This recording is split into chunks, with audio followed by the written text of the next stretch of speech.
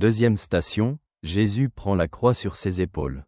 Après s'être moqué de lui, ils lui ôtèrent le manteau, lui remirent ses vêtements et l'emmenèrent pour le crucifier.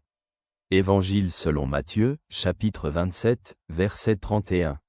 Si quelqu'un veut venir à ma suite, qu'il renonce à lui-même, qu'il prenne sa croix chaque jour, et qu'il me suive. Évangile selon Luc, chapitre 9, verset 23. Réflexion: Jésus prend la croix sur ses épaules. C'est le poids des péchés du monde entier. Chaque coup de fouet, chaque rire moqueur de la foule, chaque regard plein de mépris, tout cela fait partie de ce chemin. Et pourtant, il ne recule pas. Il ne se rebelle pas. Il prend cette croix, car il sait que c'est le chemin de l'amour. Parfois, il semble que la vie nous confronte à des fardeaux insupportables.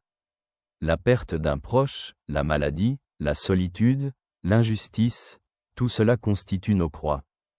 Peut-être nous posons-nous la question, pourquoi moi? Pourquoi est-ce que cela m'arrive? Jésus montre que nous ne sommes pas seuls dans la souffrance. Il a parcouru ce chemin aussi. Il a aussi ressenti le poids, la douleur et la fatigue. Mais il a pris cette croix par amour. Chacun de nous a sa propre croix à porter, mais Jésus chemine avec nous. Parfois, la croix semble trop lourde. Alors il vaut la peine de regarder Jésus et de se rappeler ces paroles. « Venez à moi, vous tous qui êtes fatigués et chargés, et je vous donnerai du repos. » Évangile selon Matthieu, chapitre 11, verset 28. Il ne s'agit pas de porter la croix seul.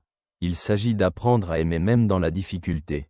Car lorsqu'une personne apprend à aimer, le fardeau cesse d'être une malédiction, il devient un chemin vers la liberté véritable.